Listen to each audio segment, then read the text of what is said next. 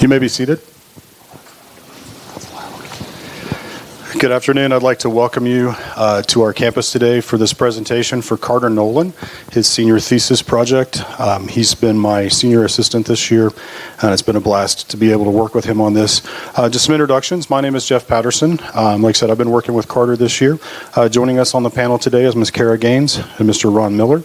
What we're going to do now is I'm going to say a quick prayer and just kind of get us going, and then we'll turn the mic to Carter, and he can share what he's been working on. Let's pray. Father, just thank you for this time.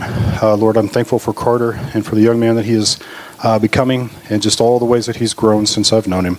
God, it's just been such a joy to be with him, and I just ask you to bless him today as he does his speech and as he does the questions, so the true heart that I know is in there can be seen by everybody here. God, we just so love you, and it's in Christ's name we pray. Amen.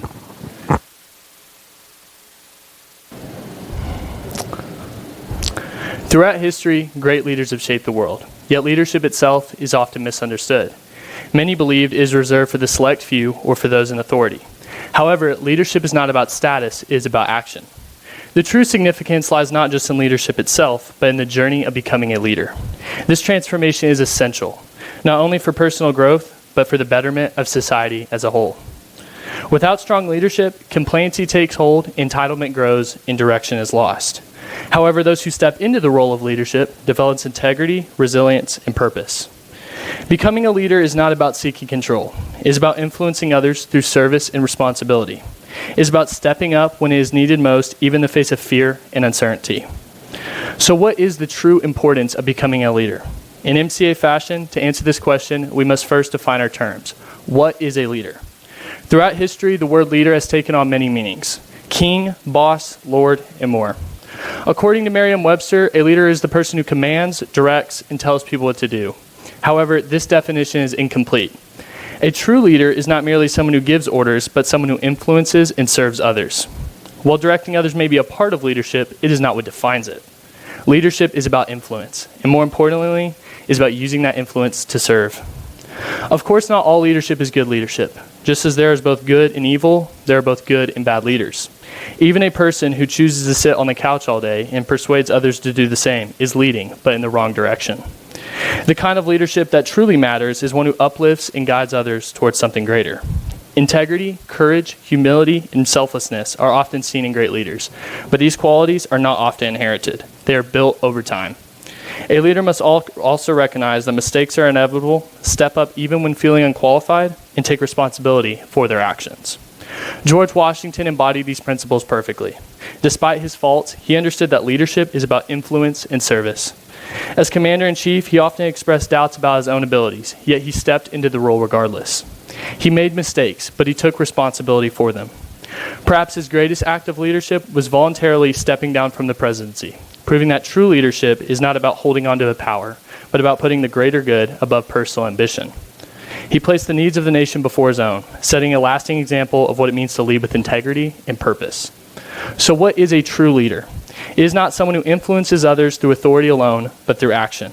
It is someone who leads not to command, but to serve. In today's society, the concept of leadership is often misunderstood.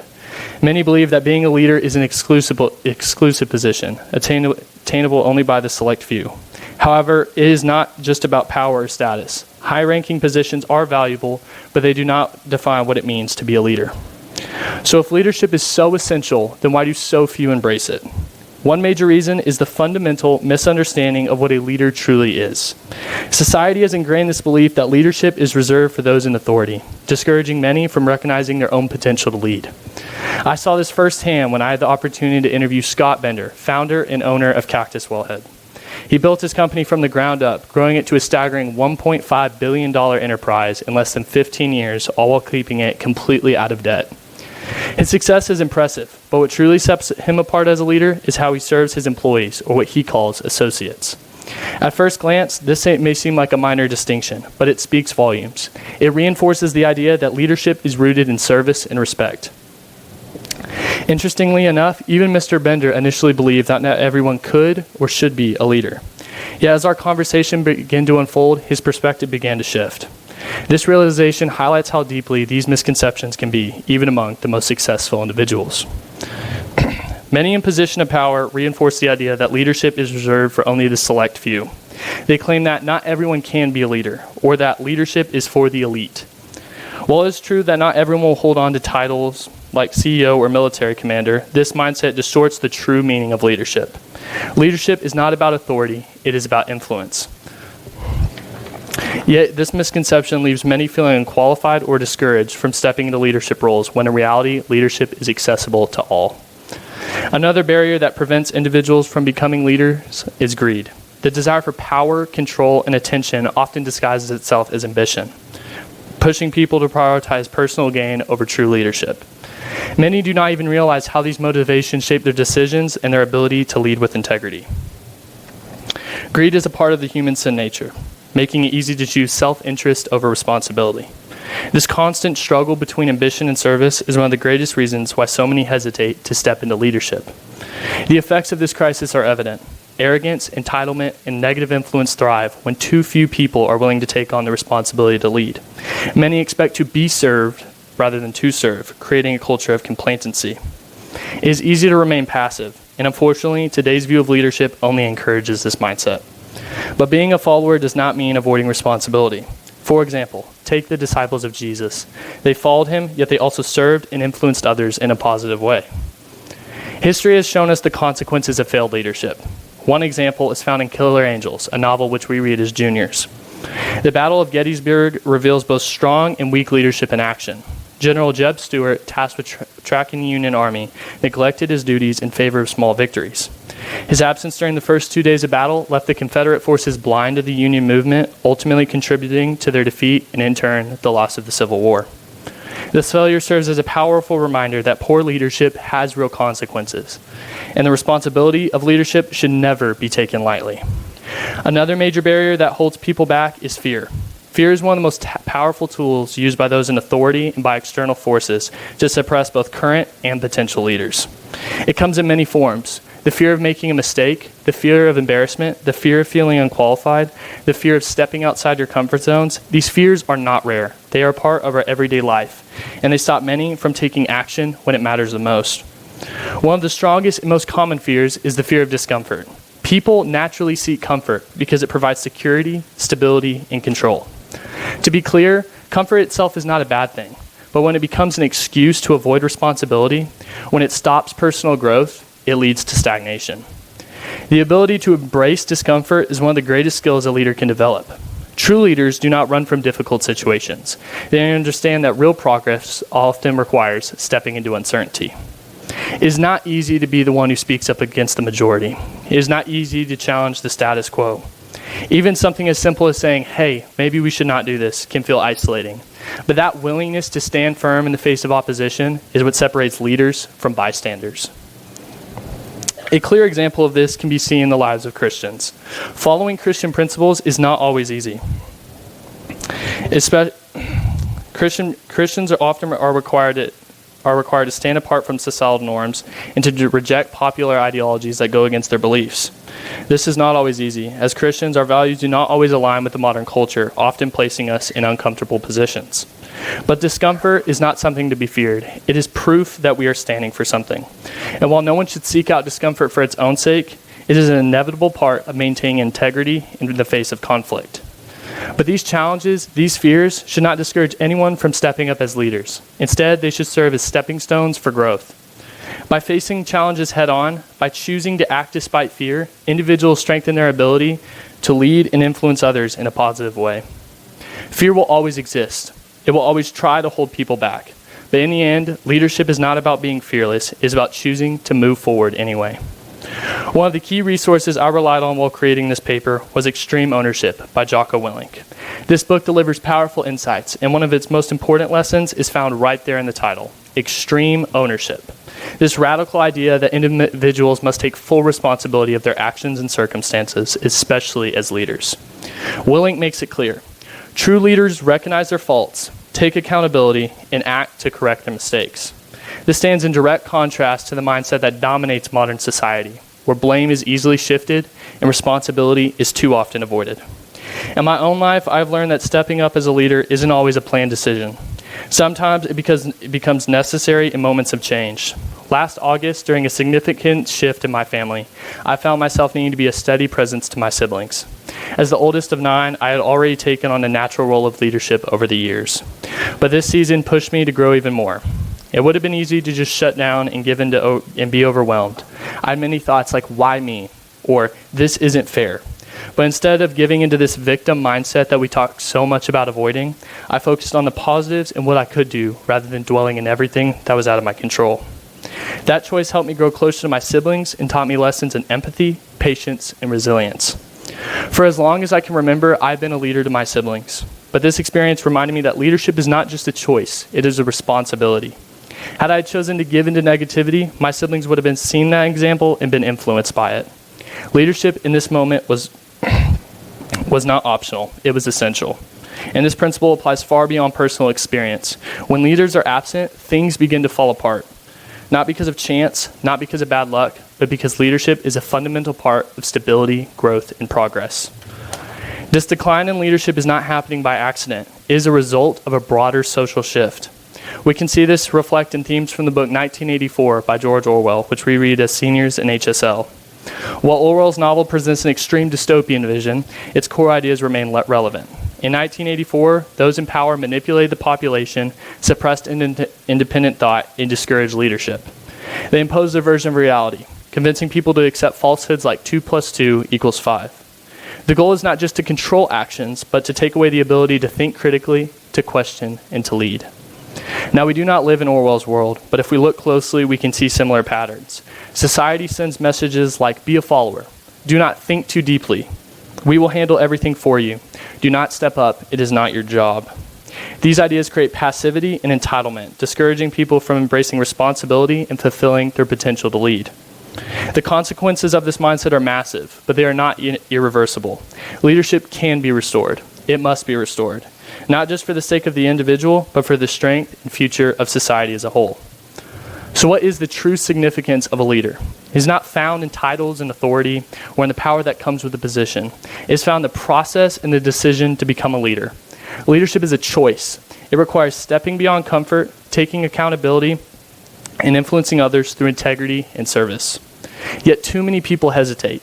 Fear holds them back. Society pushes misconceptions that leadership is reserved for the few. A passive mindset tells them that stepping up is not their job. But the reality is this: when strong leaders are absent, the consequences are far-reaching. Without leadership, complacency takes root, entitlement grows, and direction is lost. To become a leader is to commit to growth, is to build resilience, is to live with purpose. Leadership is not some rare trait that only the select few possess. It is a necessary role, one that shapes individuals, strengthens communities, and ultimately determines the course of history. Thank you.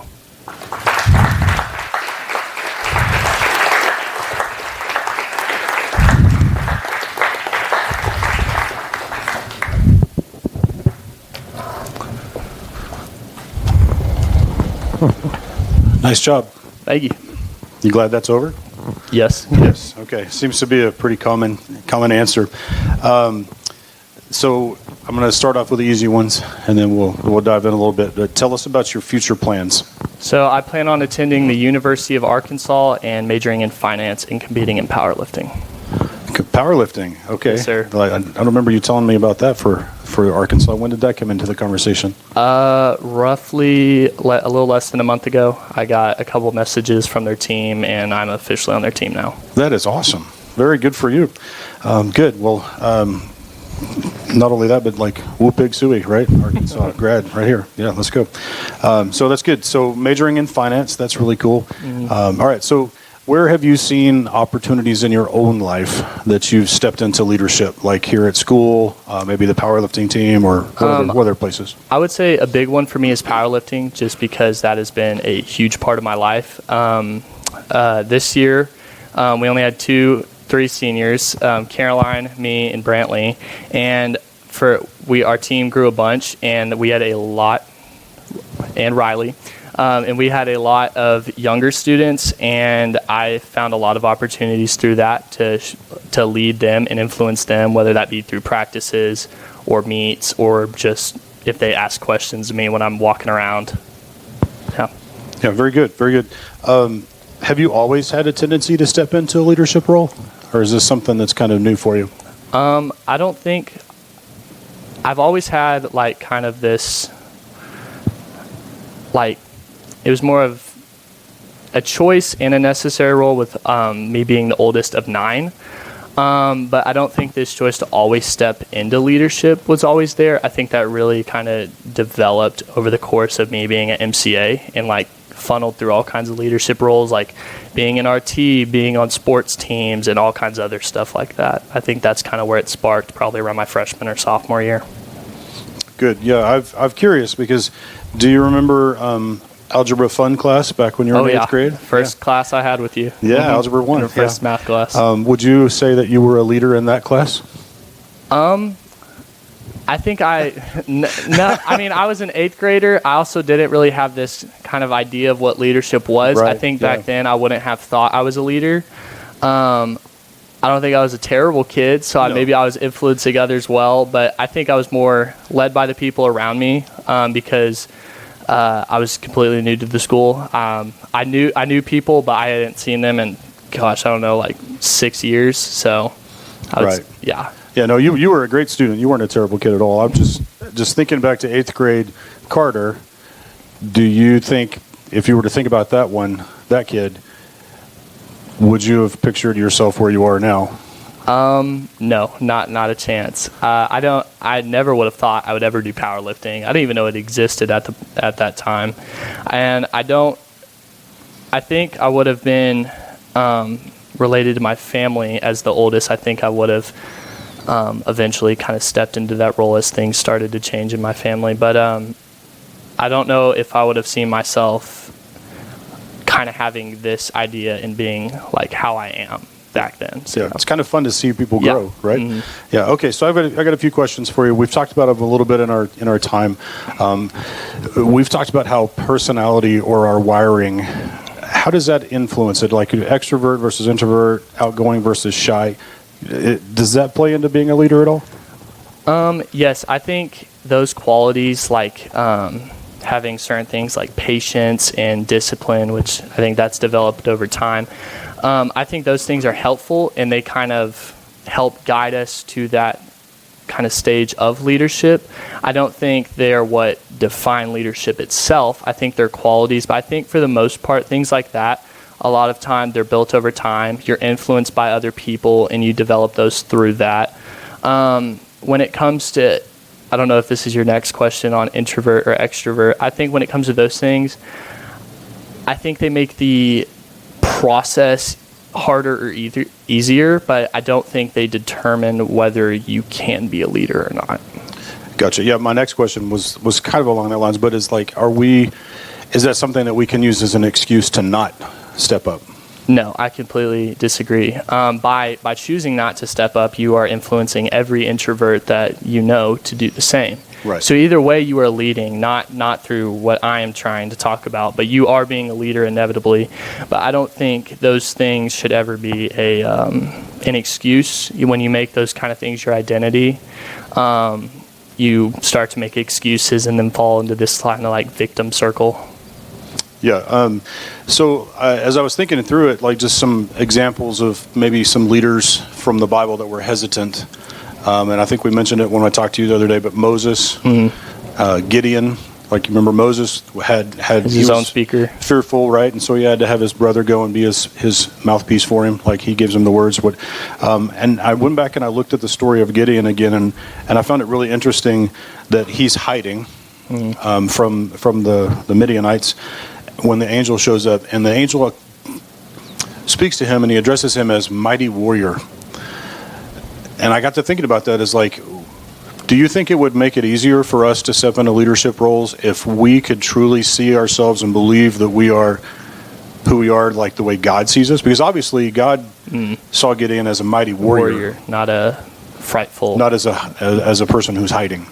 Yes, I think if we really could see our true identity and not be kind of blinded by all these misconceptions that the world throws at us, I think that would help greatly. It also helps if the people around you are encouraging that and kind of having this understanding that you are a child of God, and your identity should be through that, not that you're not brave or that you're an introvert, an extrovert, or any other things like that.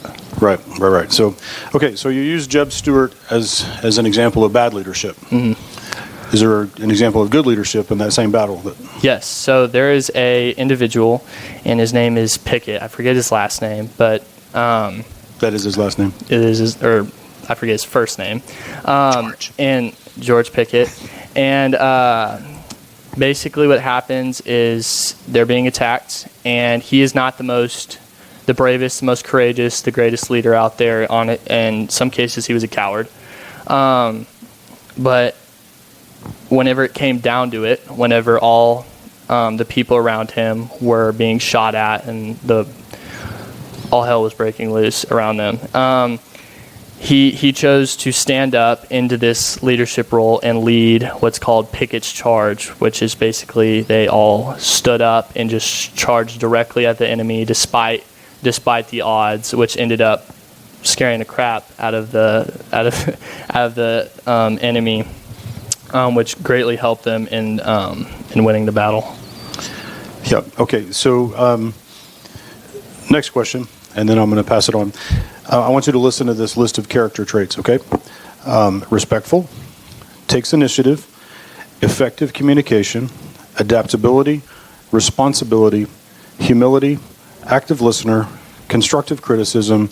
I could go on. It's long, but that sounds like a pretty good list of character traits for a leader. Would you agree? Yes. Okay. Ironically, that's a collection of character traits from about 6 different websites on what it means to be a good follower. Interesting. Yeah. So my question is do you have to be a good follower before you can be a good leader? Yes, I think that like when it comes with following God and maybe following who is above you, because you're not going to be the highest rank out above everyone. I think being able to be a follower, a listener, an adapter, I think those are qualities of a leader. I think this idea of like a follower and a leader, like they're two completely different things. I think you can be a follower while being a leader. I think you can be a leader while also following.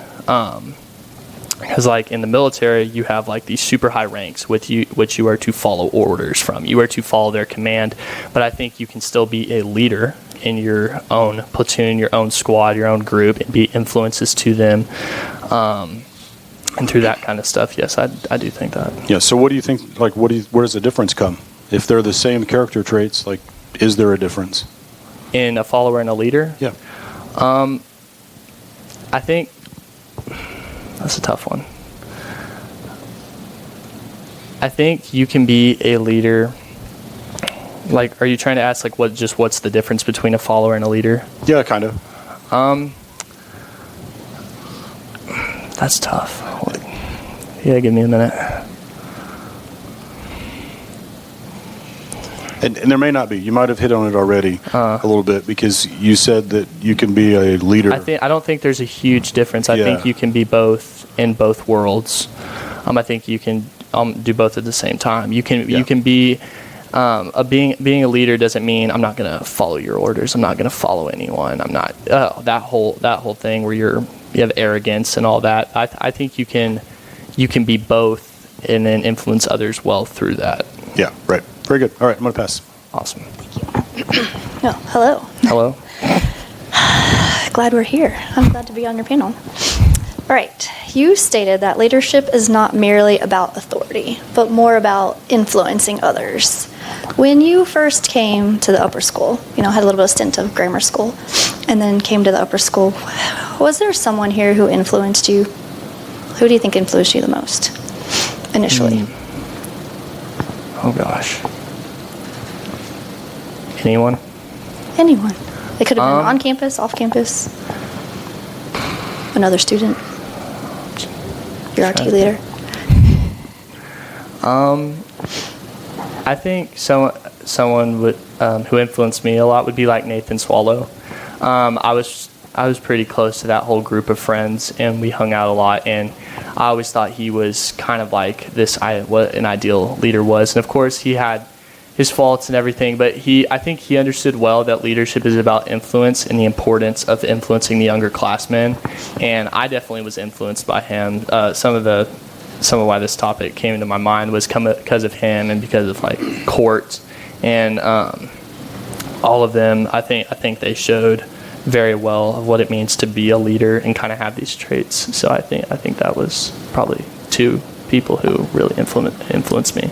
All right, those were people who influenced you positively. Was there anyone who influenced you in a negative way? Oh. Maybe by accident or, you know? Maybe anonymously. We don't have to name names. Don't name names. I think there are people who made probably not the best decisions and probably didn't kind of take advantage of this idea of how much power you have and just the fact that you're older, how much influence you have. And I think they probably took that for granted a lot. So I would say that on the kind of a negative influence side. So did you think maybe having that experience kind of helped you as an upperclassman? I think it did, kind of seeing both sides, and also the fruit that they both bring up. There's a lot more fruit in the fact that you're going to lead well and you strive to influence others well versus I'm just this big bad junior or senior that is just better than you kind of type of thing. All right, influencers. That was a big word that I picked up off of your speech and your paper. Currently, right now, we're all under the influence of social media. Would you consider social media influencers to be leaders? I would. I mean, a leader, and John Maxwell says this: a leader is Leadership is influence, nothing more, nothing less. And I think people on Instagram, TikTok, whatever, they are influencing everyone who sees it to do and act how they do. So I think they're being leaders through that. Now, whether they are good, negative, or positive leaders is kind of the question. Yeah. Hitting on followers, do you think you can assess someone's leadership by their followers? I didn't mean to give you hard questions. That's okay. That's a good question. See, can you tell whether someone's a good leader or bad leader by someone's followers? Yeah. I think you can to a degree based on how those people act, because if you are being led by a person, how you react is how you're going to reflect that. It's kind of like the idea of you are who you hang out with. So if they're acting in a well-mannered way, and they're being led by someone, you could make the assumption that they are a good leader. Well, I had the privilege of being able to, I would say, support you more than coach you in powerlifting this year, and I hope to improve that role as I continue. Who would you say is your powerlifting leader hero? Like someone that you look up to? Overall? Yeah, you're always naming names in the gym, and I have no idea who they are. And you tell us who those people are? Someone with an awesome squat. I don't know. There is someone that comes to mind, and he's not the biggest dude, Mr. Olympia or whatever, but his name is Alex Eubank. A bunch of these guys know who I'm talking about. But he puts others before himself, and he doesn't care whether he's the biggest influence or whether he's the biggest guy in the gym.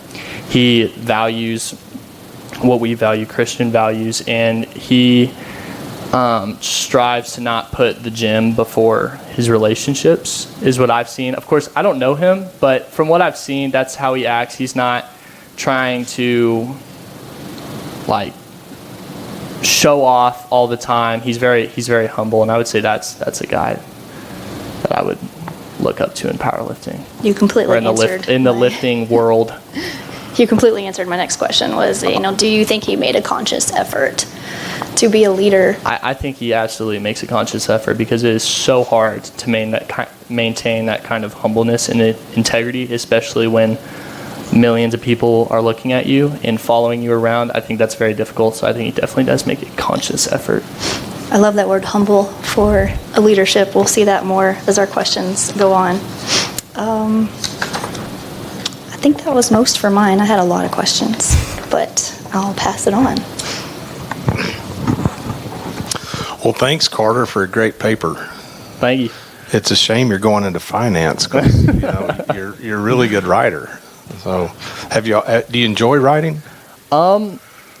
Or is this your I- first time? I don't like dislike it. I more enjoy the idea of like coming up with the papers and kind of the ideas. That's what I enjoy more, like having kind of the debates over the topics and the discussions. Yeah, well, it's really good. I enjoyed it. Okay, so in your paragraph down here where it talks about it, since in society the concept of leader is often misinterpreted, and then you get down there and you say, if leadership is so essential, why do so few embrace it?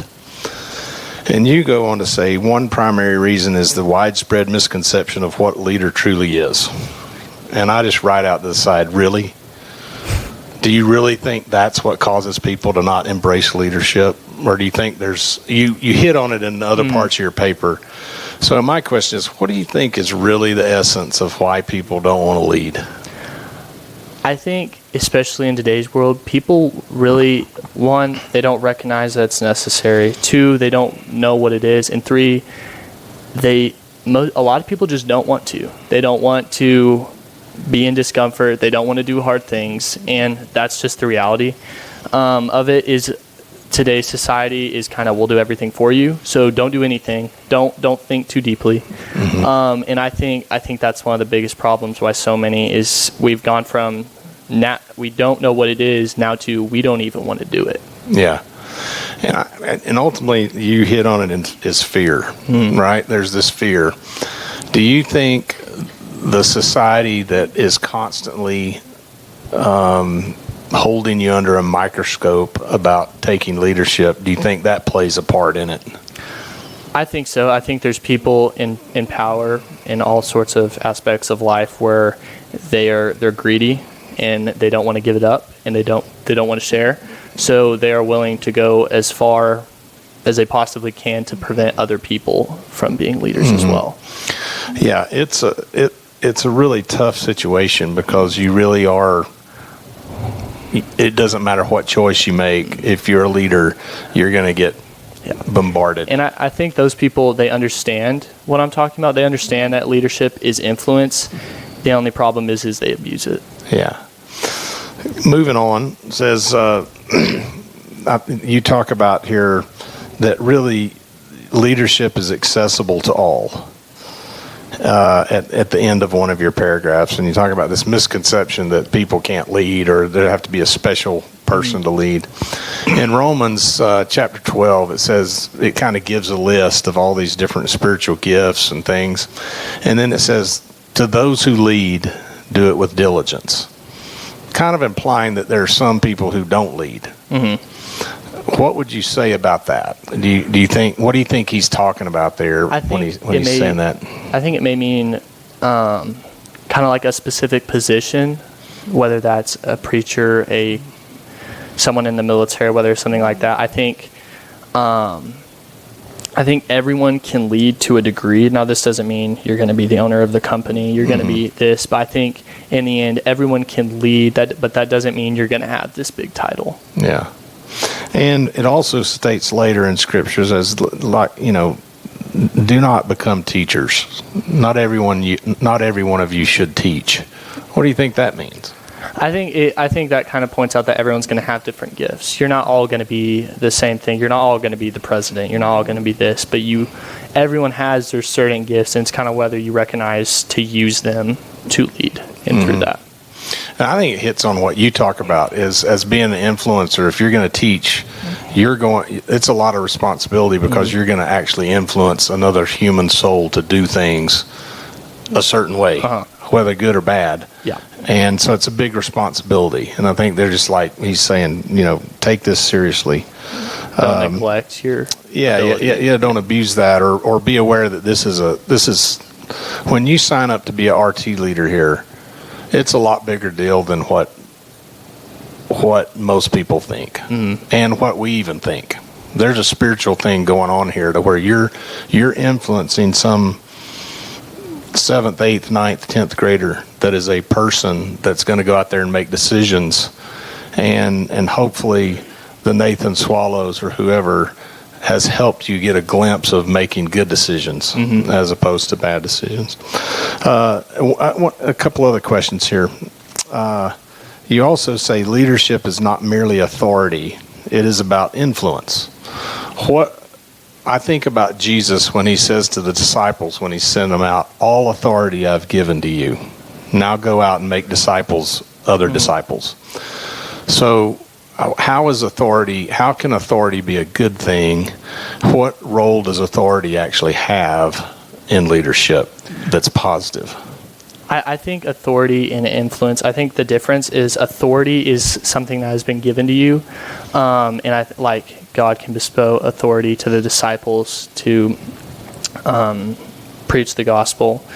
I think, and they influence others through that. I think authority is kind of like the power aspect. Like in the military, many people have authority over you and they influence you. I think the difference is kind of like, it's not like a position. Mm-hmm. It's more of like what people use. It's something, I'm trying to lack a better term.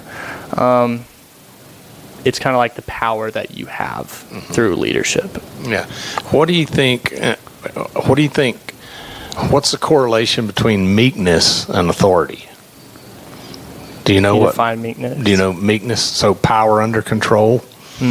And so when Jesus said, "All authority I have," I could call legions of angels to come take me down from this cross, but I don't.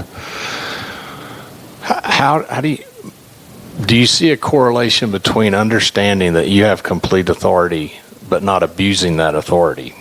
I think as you actually understanding what authority is and being secure in that. I think there's a correlation to that. I think that you can understand to not abuse your authority. I think you can and at the same time understand what authority is and then be able to use that accordingly. Yeah.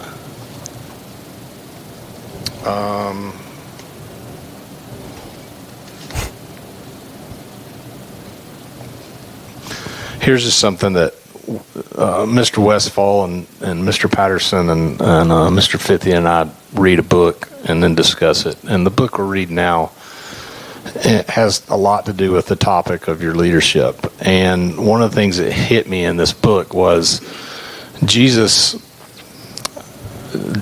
teaches these disciples, and then he goes away, sends the Holy Spirit. He says, "This is going to be better for you now than you living with me or me being in your presence all the time. This Holy Spirit's going to be your counselor and guide." But ultimately, he leaves all of the future church, all of future Christianity in the hands of these 12 guys or 11 guys and says, "I trust you. All of eternity is on your shoulders. Now go out there and make disciples." It blows me away that he did that. And so how does trust come in to leadership in the sense of, are there people that you look to now in 7th through 10th grade that you go, "Man, I trust the future of MCA because I rubbed off on this person," or "I see this in this person"? Maybe you don't really aren't around them that much, but you see it and you go, "Yeah, that person's going to make a difference in a positive way." So are you saying how trust correlates to leadership? Yeah, or you can't know what who you're influencing, how they're going to do. Okay, I think I understand the question. I think you can have trust that things will turn out for the better through good leadership.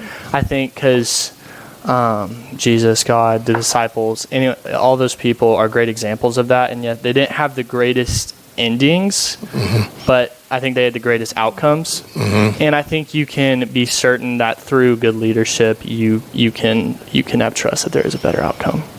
Okay, moving to extreme. What was the book you read? Extreme ownership. Yeah, anything from that you go, "Man, the people need to hear this." I think a big thing that comes to mind is it's this chapter, and it's titled "No Bad Teams, Only Bad Leaders." And there's a instance in the book where Jocko talks about his time in the military, and basically there's these 2 boat crews in military training, and basically you had to run out into the water, row a certain amount, carry the boat, do all these exercises and things. And in one of the groups, one of the groups he was in, he was kind of the guy, and in this, he at the time he was a drill instructor, and there was one of the individuals who was in this crew, and they weren't the most athletic, they weren't the strongest, biggest dudes, but they had a great leader who was always motivating, the never give up mindset, and they just smoked everyone else. And basically, the DI said, "All right, switch leaders, switch the heads of the boat," and the other crew, they were not doing good. This guy was just victim circle. Oh, it's all y'all's fault and everything. And they switched leaders, and the team that was doing terrible ended up winning because there's no bad teams. There's only bad leaders because it's influence. It's how you kind of make a mark on other people. And if they see you kind of this never give up mindset, they're going to adopt that. Mm-hmm. You got to read a book if the guy's name that wrote it's Jocko too, right? I mean, I saw that in the deal. Yeah, he worked with Chris Kyle. Okay, gotcha. I just want to ask, powerlifting, when was the first time you powerlifted? Like, what was that? It was 8th grade, 9th grade? It was like lifting or powerlifting. Well, just where you got serious. I think it was junior year is when I officially like joined the team. Because of my eye injury, I couldn't play basketball or any of like the contact sports. So it was either going to be track or powerlifting. And at the time, I said I was going to do both, but it ended up I just did powerlifting.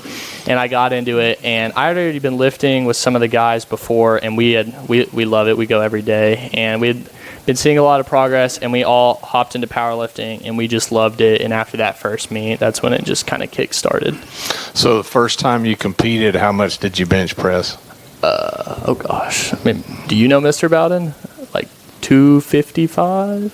Something like that, 255? And then how much did you bench press this last time? 415. And how much time was in between that? A year? 2 years? A year and a half. A year and a half. So almost, you doubled, pretty much. That's unheard of. That's like crazy. All right. What's your favorite lift? Squat. What was the first lift you did that, and then what was I think the first equipped was 365, 375. Yeah. And now what do you do? 555. Oh, gosh. Yeah, that's awesome. That's awesome. Congratulations. Those are my warm-up numbers. Not really. We're almost out of time, but I got a couple of questions. I'm just looking forward in your life now. Okay, we've been talking about like a lot of backward stuff, but looking forward, how do you see these ideas and these concepts of leadership that you're learning about? How do you see them playing into your life going forward, college, beyond, all that? I think it's going to keep me aware that what I do, how I act, all of that stuff is going to affect the people around me, who I hang out with, my roommates. If they see me acting crazy and doing all these wild things, they're probably going to do the same just because of peer pressure and all that kind of stuff. And I think it will build up an awareness of, okay, what I do is going to affect the people around me and influence them to a certain degree. And I think it'll keep me aware and kind of on my toes to watch and be careful about what I do. Do you think it makes you aware of the influence that other people could have on your life? I do. I think it also helps with the ability to not let it influence me, to kind of be on guard against negative influences in my life. Okay. Do you have any advice for maybe the younger students that might be listening or watching? I would say it's going to be hard. Nothing like this is ever easy, and it's going to be on you to make that kind of active decision to say, I'm not going to be the person who acts crazy or is ridiculous or does all these things, skips class, all these things that would be considered negative. I think you're going to have to make this active decision to not do that and influence others through that. Very good. Well, shout out to Mr. Catalano. Just a minute ago, I was watching his oral, and he quoted the same verses that I think encapsulate your whole idea. Philippians 2, verses 3 and 4, where it says, "Do nothing from selfish ambition or conceit, but in humility count others more significant than yourselves, and let each of you look not only to his own interest, but also to the interests of others. And I think that, in a nutshell, is what you're saying. And I think that you've done a great job of living that out and being an example of that in your life, especially this year with our time together. But just watching the last few years, I think you've done a good job at that. So, Thank you. Super proud of you. You did a great job today, but now it's time for us to let you make us the victim. So this is a question for all three of y'all. What is someone in y'all's life that has been a leader and influenced y'all well?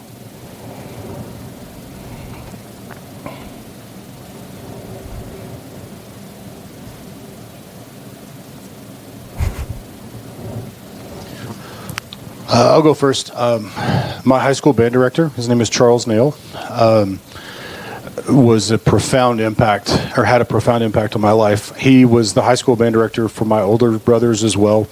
And just, so I already kind of knew him, but when I got into his program, he flew the Huey helicopter during the Vietnam War, volunteered, and then re-upped again when his time was up, didn't wait for the draft or anything like that.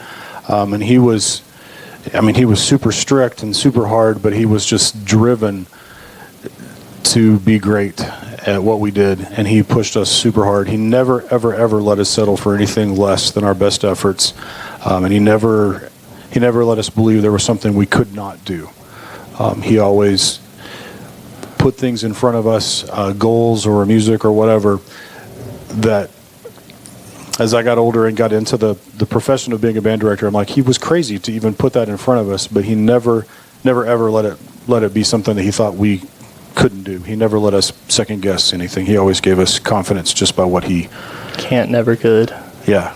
He the trust, like Mr. Miller said, the trust that he gave us by saying, "Here, we're going to play this music," it spoke volumes, and it really impacted the way I do a lot of stuff. So.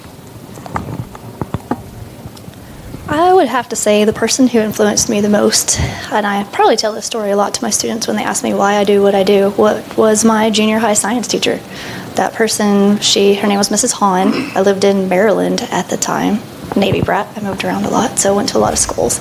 And it was my first year there, and I'd moved from overseas, didn't know anything that was going on, and she was just so supportive and put others above herself. Sorry, I said that completely backwards. Put others above herself and made sure that I felt welcomed back to the States and back in the community. It's hard moving overseas and coming back, and so so the way she taught and embodied me and taught me that I need to make sure that I put my students above my needs first, and that's kind of how I hope that I have been a teacher and continue to be a teacher and a tutor for those students. And now having that opportunity in junior high science and being able to do that to others, I feel much appreciated by what Mrs. Hahn did for me. That's great. Man, it's there's so many. It's like crazy, and I don't know. I think honestly, at this point in my life, you students inspire me, and it's watching all of you overcome things, and just being able to be a part of eighth graders' lives in Algebra 1, and I've got one student now that they just work so hard. And I talked to my wife about it, and I'm like, I never worked that hard, in school, and so, yeah. The other thing that's a powerful influence is a lot of the books, and my favorite book is The Tale of Two Cities. Oh yeah. And Carton that ends up sacrificing his life, and trading places, and it just blows me away.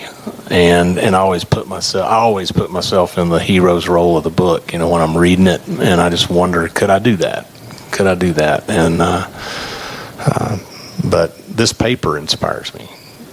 I think you are years ahead of what most people are as far as understanding what leadership is, or just understanding that a vision is important, understanding how to serve, and then seeing a gift that you have with powerlifting and going for it. and consistently working at it. So it's like you got a bright future ahead of you, and I'm just really proud of you. Thank you. That's great. Well, please pray with me. Father, thank you for Carter. Thank you for his paper. I thank you for his authenticity. I thank you for the trials that have brought him to the point of the maturity that he has. I pray for future blessings, and we just thank you for the blessing he's been. Pray that you would watch over him as he goes to Arkansas, and that you would let that be just a time of joy and learning and growth. And we just praise you for all that you're doing, and pray this in Christ's name. Amen.